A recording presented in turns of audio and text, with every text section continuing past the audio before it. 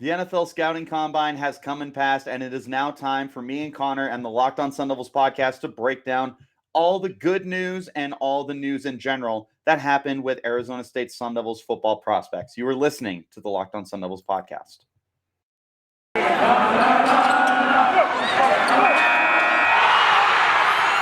You are Locked On Sun Devils, your daily podcast on the Arizona State Sun Devils, part of the Locked On Podcast Network, your team every day.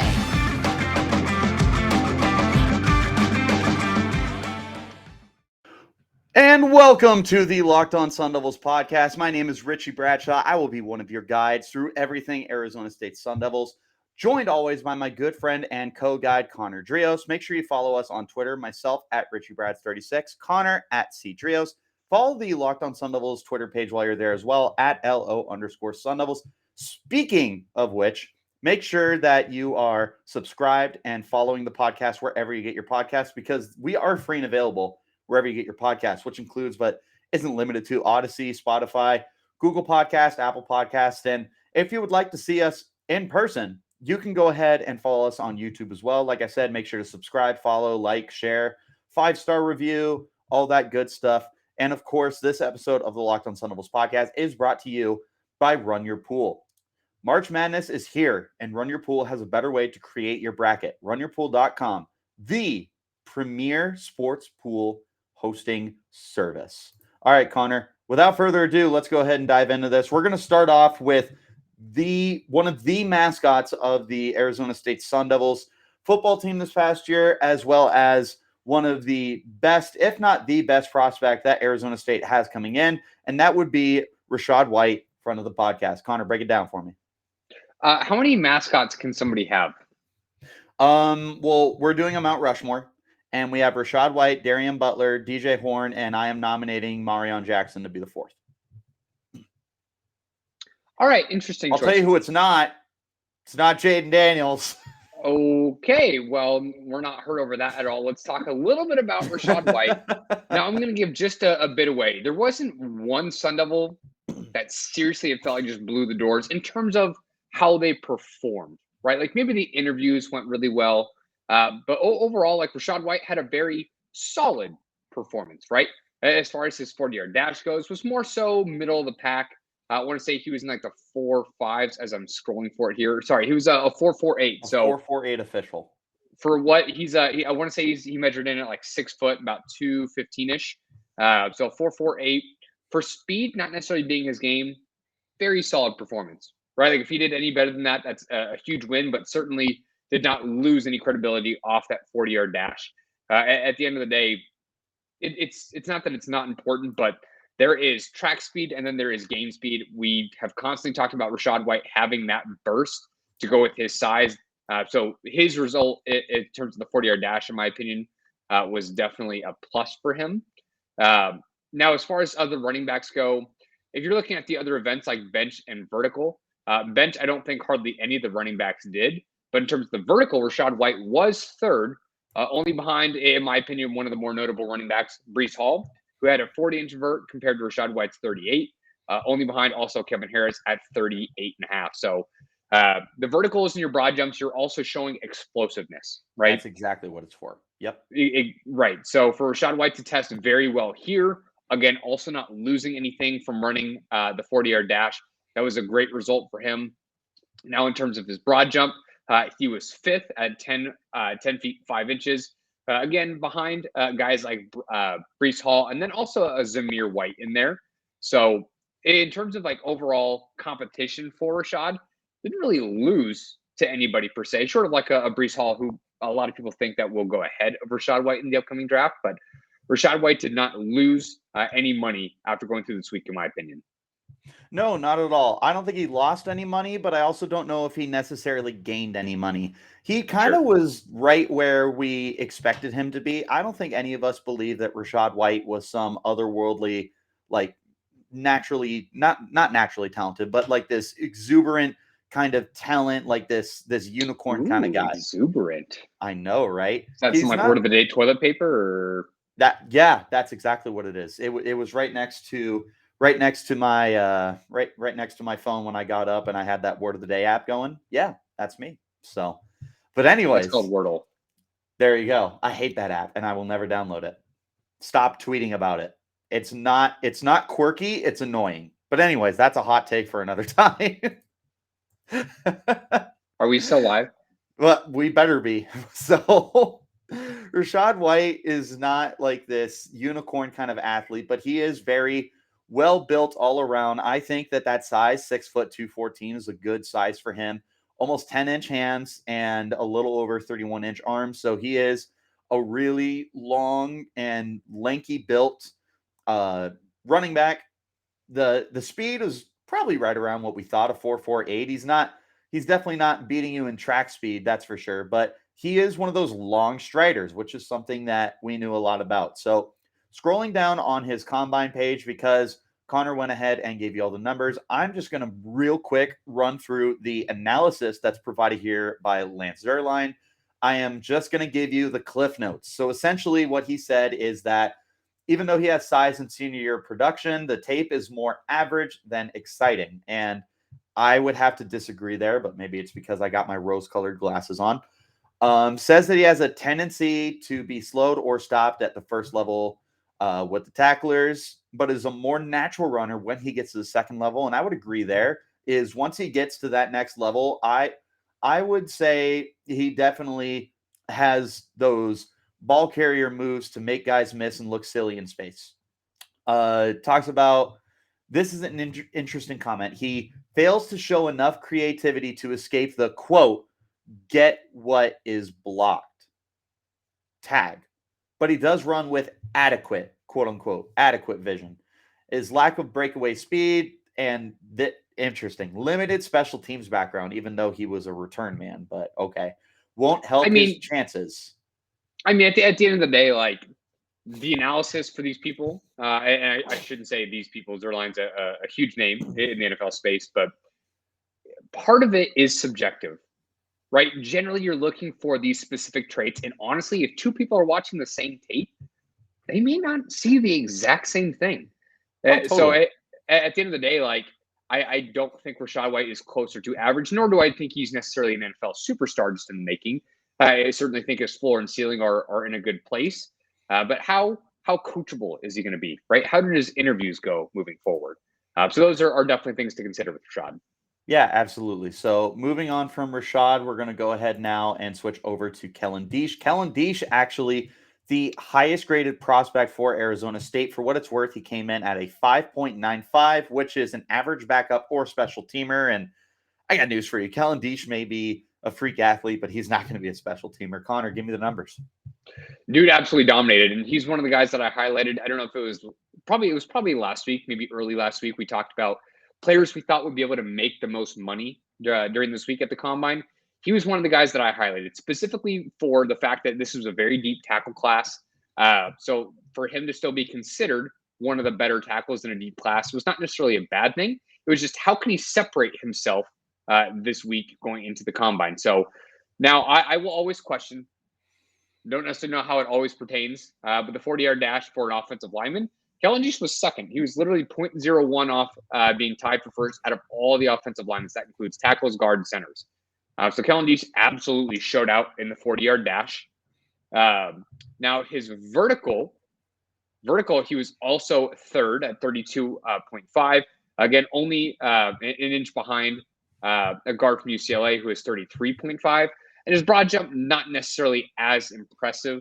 I had to scroll down just a little bit to find him here, coming in at 9 foot 2 inches. But at the same time, Cole Strange from Tennessee, Chattanooga, set the pace at 10 feet exactly. So not like it was this huge sizable gap, and nor do I think that the broad jump necessarily is going to hurt Kellen Desch. But in terms of his overall athleticism, that was totally on display this last week at the Combine. And I definitely think Desch will move up the boards at least a little bit. I would agree with you. So speaking on that 40 time real quick that you had brought up, not only did he have a really fast 40 time, but it was a really fast 40 time for all offensive linemen in general. A 4.89, Connor, for a 301 pound, 6'7" monster. I mean, that's a outstanding time for a dude that's as built as Kellen Desch is. So all of that just proves what we already knew, and that's that Kellen Desch is definitely an athlete at the position. Per Lance Zierlein here, again, kind of running through his overview of the players. Desch, shocker here, highly athletic with initial quickness and fluidity to stand out on reach blocks, second-level cutoffs, and long pulls in space. Again, this is all stuff that we were accustomed to seeing last year because he is such a good run blocker in a run-heavy scheme. But it's all that athleticism, Connor. But he goes to point out, again, something that we could kind of see here is there's not a lot of strength to his game to generate movement as a drive blocker. And I think that that's totally fair because I don't think any of us view Kellen Desch as this monster, like Superman kind of guy. And coincidentally, he didn't do the bench press. So I don't know if that was maybe his agent getting in his ear or maybe his muscles were a little tight or he just didn't want to do it. But, my arm. Oh. Yeah, exactly. Oh, I drank too much water. But, I mean, that's one of the big things that is coming down on him, not just from Lance Zierlein and NFL.com, but seemingly from a lot of NFL circles as well, is talking about how, man, maybe this guy doesn't necessarily have the proper strength to truly be an anchor at the left tackle position. So with that being said, we're going to go ahead and take a quick break here. But when we come back, we're going to go ahead and continue talking about NFL prospects for Arizona State at the Combine. This is the Locked On Sun Devils podcast.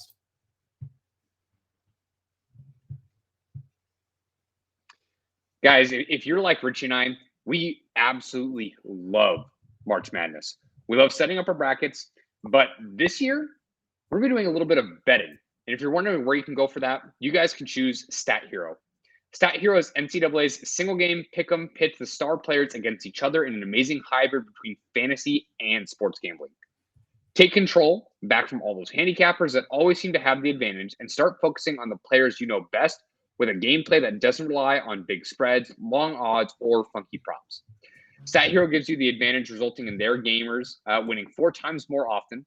Why? Because StatHero eliminates the mystery about who or what you're going up against.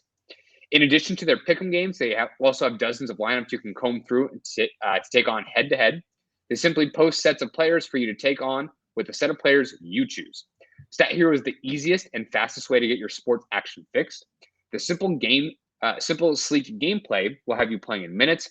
This is what daily fantasy was meant to be. So sign up for free right now at stathero.com/lockedon and use the promo code MATCH for 100% deposit match. That's stathero.com/lockedon. Again, using that promo code for 100% deposit match. stathero.com/lockedon. Terms and conditions apply.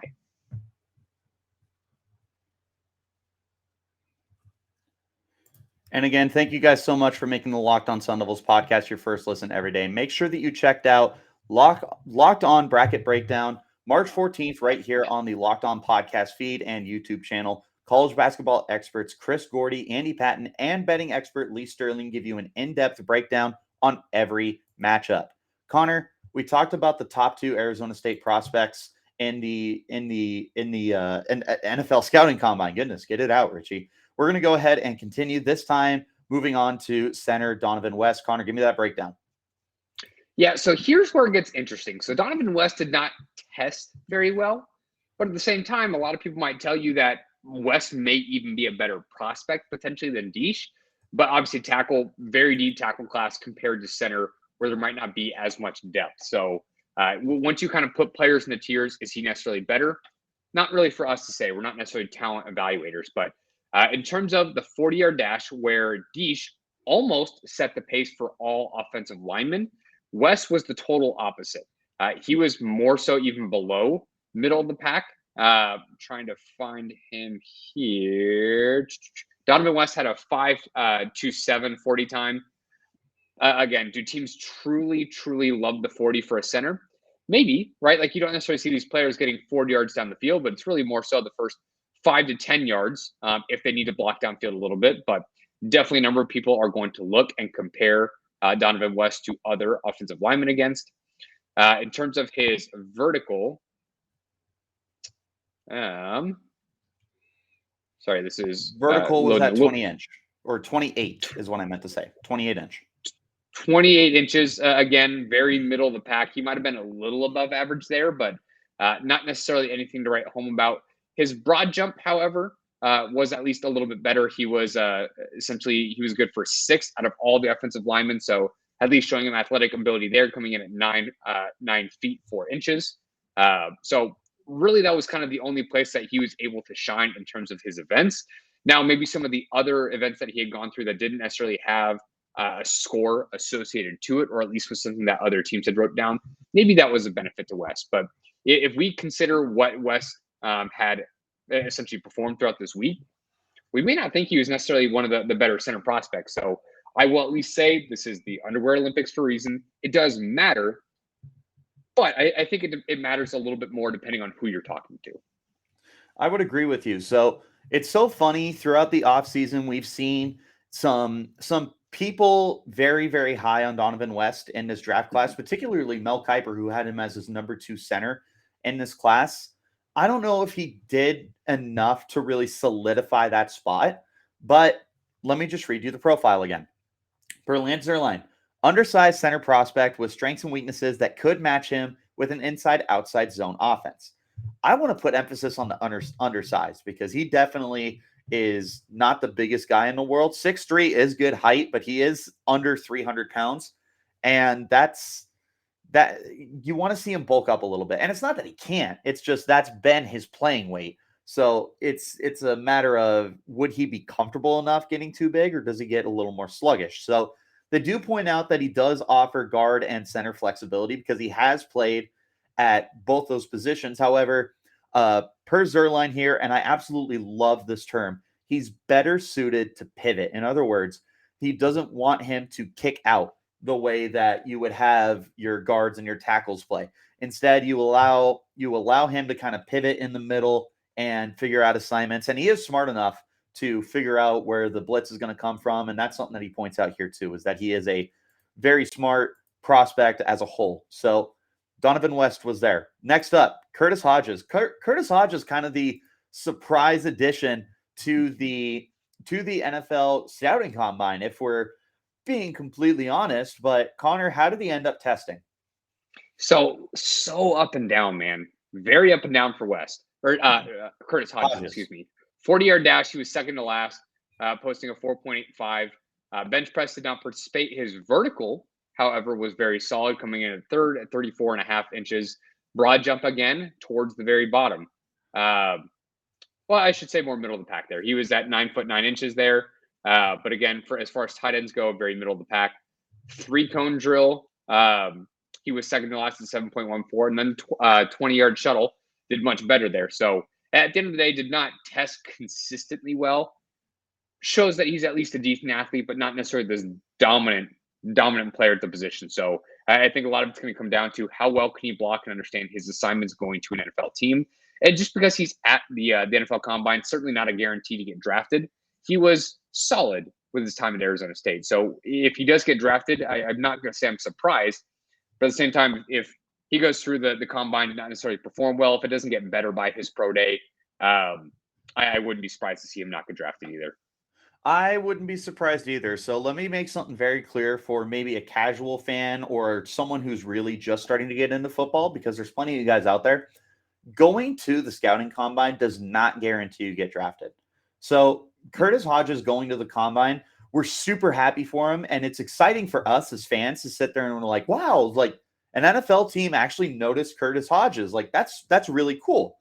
But I mean, other guys like Merlin Robertson didn't get invited to the combine, and Tyler Johnson didn't get invited to the combine. So it's not the end all be all. We're very happy for Hodges. It was just a surprise because he had such an up and down season and career with Arizona State. But for Lance Zierlein, first of all, before we even get started, dude, he's massive. He came in at 6'8", almost 260 pounds. So if you're looking for like size, like box out ability, that's your guy. But Zierlein here says, pass-catching tight end with intriguing blend of length and athleticism. His failure to live up to his potential at Arizona State was partially due to a slew of nagging injuries that kept him off the field.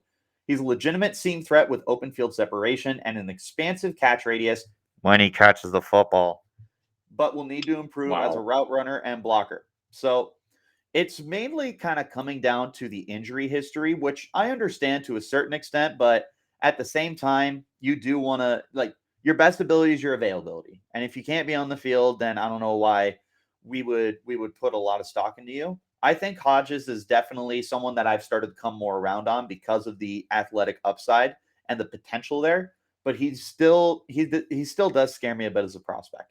Let's get into one more before we head into our last break, and that would be DJ Davidson, a guy who has really picked up steam lately as a prospect pretty much from the end of November.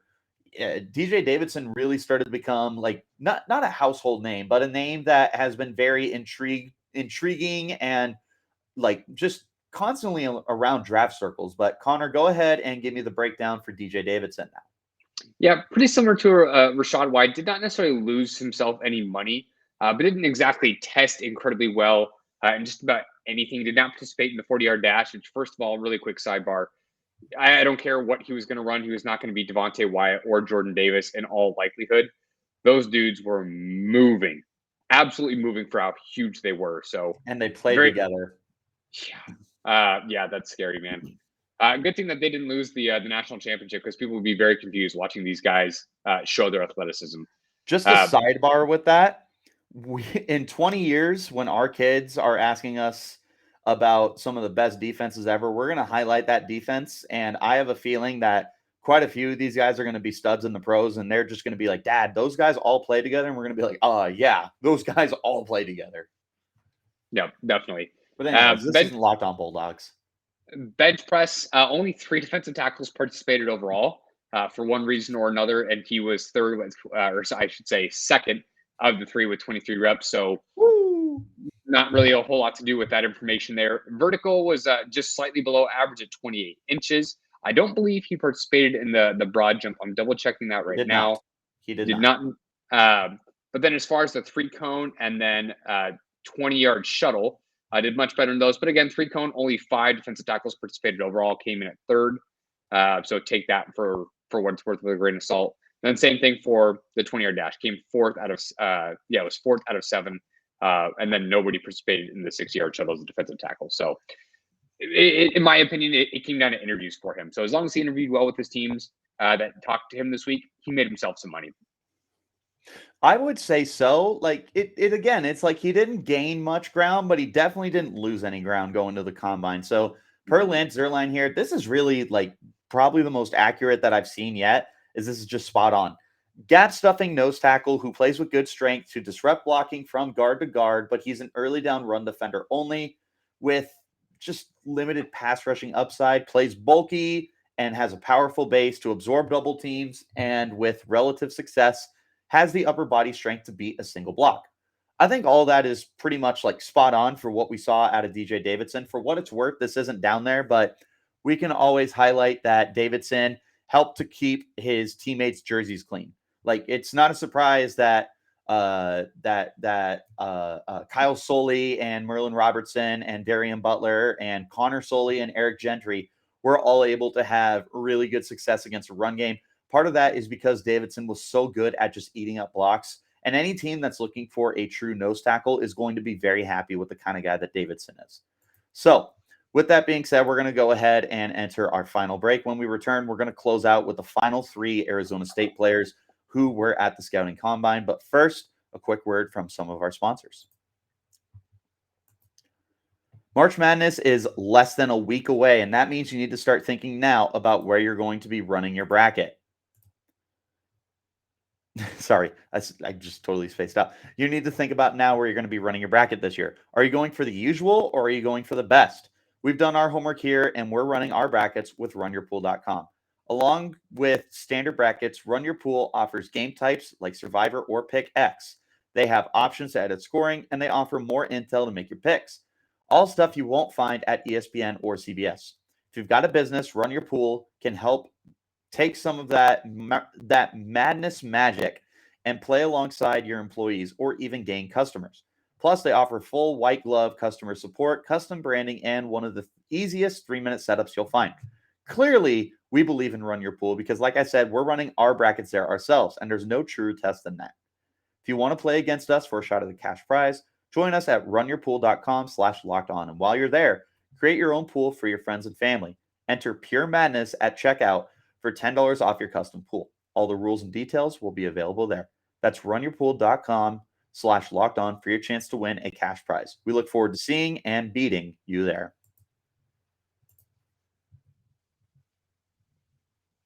Football might be over for this season, but basketball is in full steam for both pro and college hoops. From all the latest odds, totals, player performance props to where the next fired head coach is going to land, BetOnline.net is the #1 spot for all your sports betting needs. BetOnline remains the best spot for all your sports scores, podcasts, and news this season. And it's not just basketball. BetOnline.net is your source for hockey, boxing, and UFC odds, right to the Olympic coverage and information. Head to the website today or use your mobile device to learn more about the trends in action. BetOnline, where the game starts. All right, yeah. Come for the Locked On Sun Devils podcast and stay for Richie Bradshaw butchering his ads. Oh my goodness! And butchering this segment. And butchering the word butcher. Goodness gracious! I should just probably roll it up while I can. But in the meantime, we're going to go ahead and talk about the mascot for the Locked On Sun Devils podcast, Darian Butler. Connor, break down Butler for me. He didn't do anything. Next player. So Darian Butler didn't necessarily participate in a whole lot. I'm unsure as of why that is for now. I don't know if that was due to potentially an injury.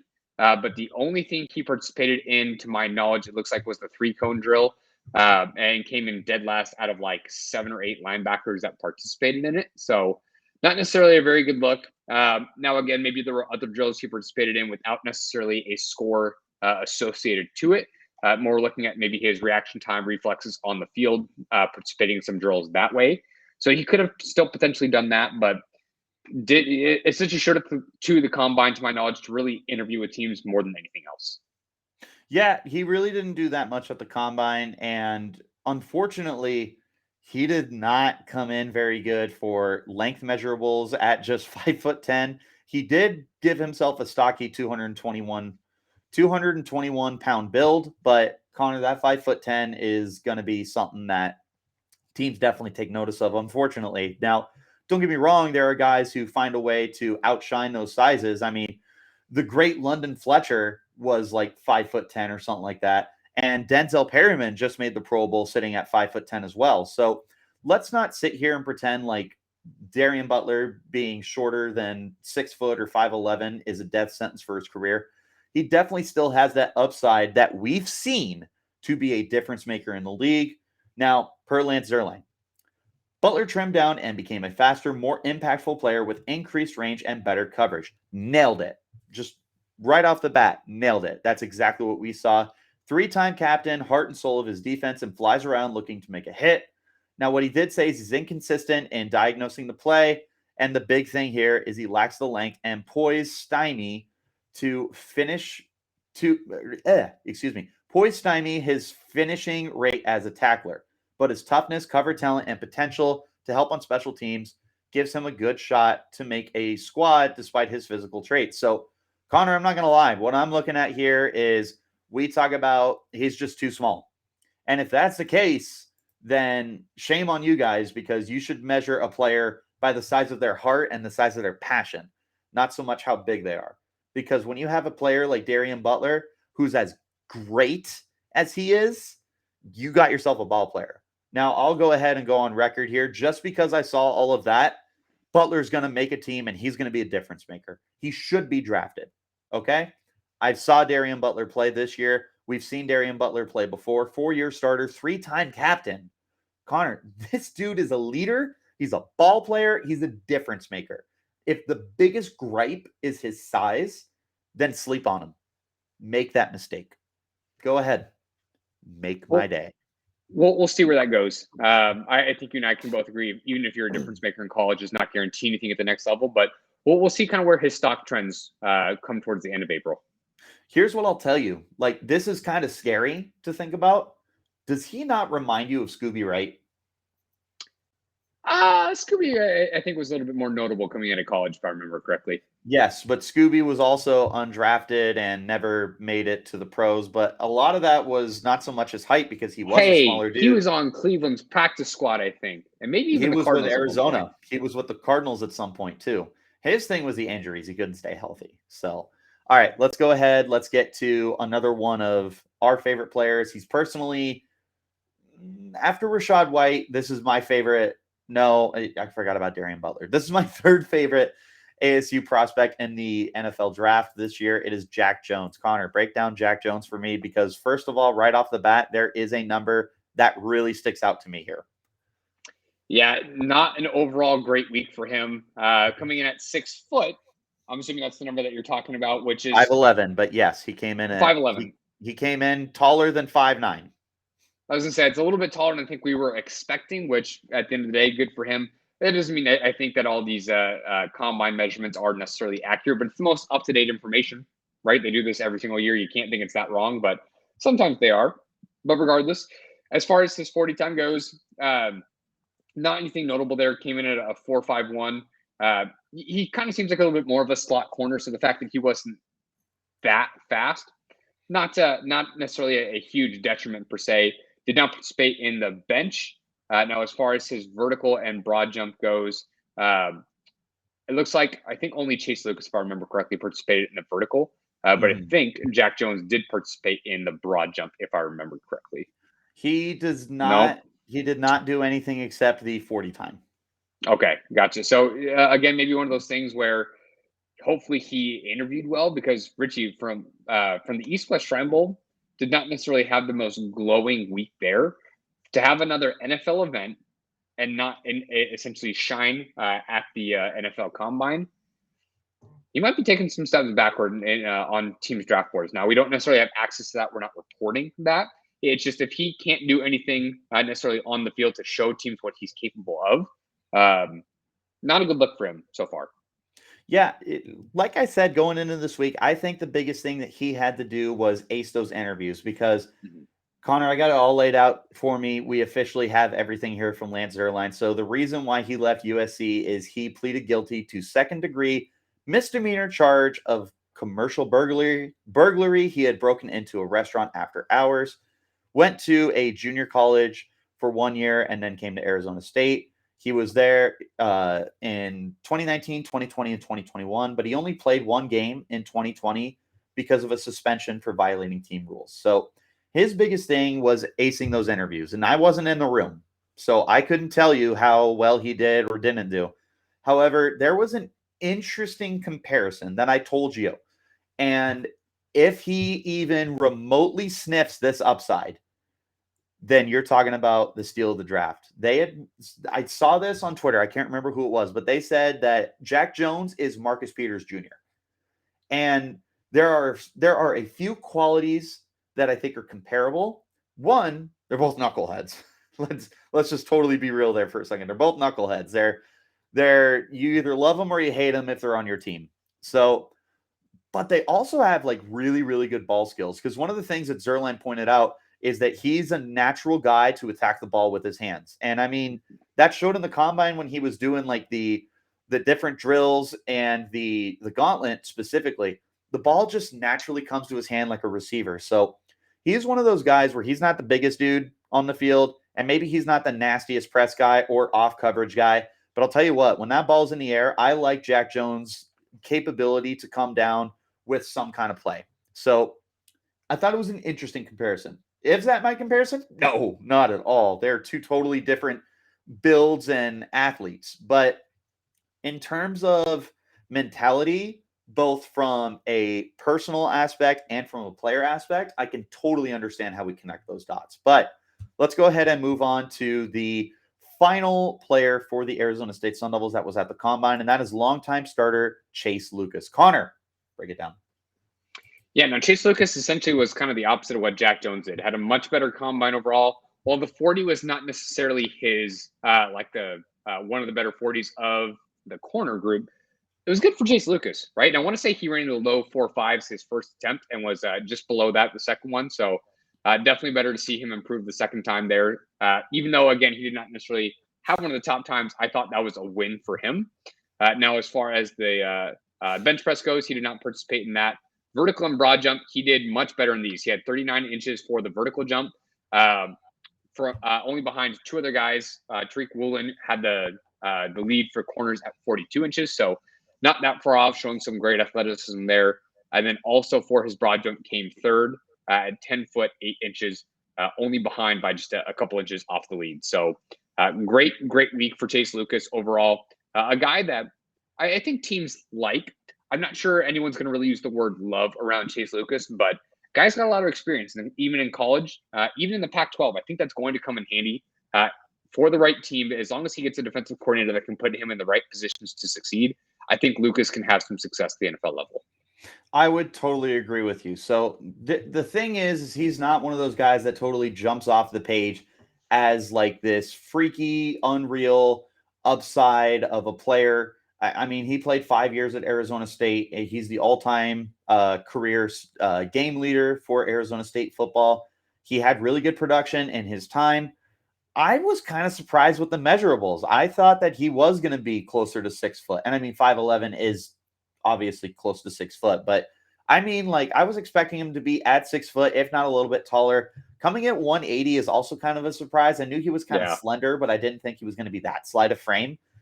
It's a solid 40 time for him, a 4.48, but at that size, he's not someone with the long or deep speed to continuously play as like a starting corner, at least not until he makes some adjustments to be a better cover man all around. But the bright side is he is a team leader, and he clearly has the football knowledge here to be a difference maker. For Lance Zierlein's conversation here, talks about the amount of football snaps that he has. He mentions here, Lucas plays in off coverages, which is likely for the best considering his lack of strength and long speed. Typically trusts his eyes and has traits to make plays on the football. Both of those I would agree with, because he did have some ball play skills while he was with the Sun Devils, both in deflecting the ball, tracking the ball, and intercepting the ball at times, even though he didn't have an interception this past year. But he's also just a very good mover with a receiver. Like, he does a really good job to mirror match what they're trying to do.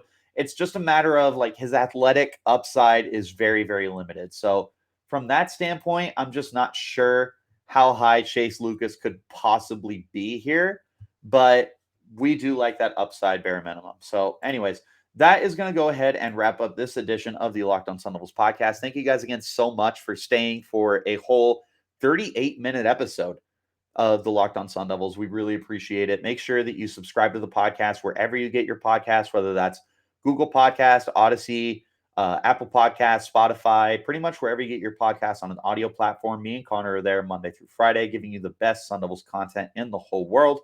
We are also available on YouTube if you would like to like the video, subscribe, leave a comment, any of that good stuff. Yeah, we're on YouTube. You want to see our beautiful faces, go ahead and subscribe to us there. Also, be sure to follow us on Twitter, myself at RichieBrats36, Connor at Cedrios. And while you're there, follow the podcast as well at LO_Sun Devils. Thank you guys so much for making us your first listen every day. Go ahead and make your second listen now, Locked On NFL Draft. Ryan Tracy and former NFL cornerback Eric Crocker bring the NFL Draft to life every day with insight and analysis on college football prospects and NFL front offices. Just like the Locked On Sun Devils, it's free and available on all platforms. And until next time, you keep it locked right here on Locked On Sun Devils.